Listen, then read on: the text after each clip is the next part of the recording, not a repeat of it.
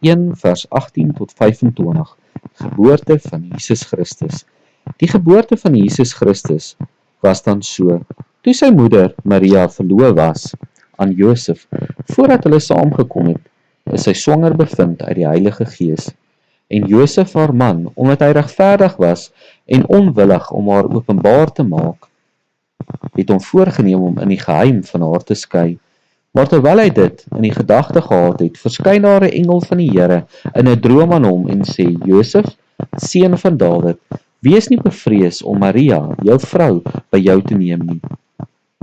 Want wat in haar verwek is uit die Heilige Gees, en sy sal 'n seun baar, en jy moet hom Jesus noem, want dit is hy wat sy volk van hulle sondes sal verlos.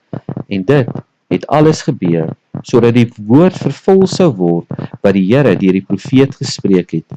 Kyk, die maagd sal swanger word en 'n seun baar, en hulle sal hom Immanuel noem.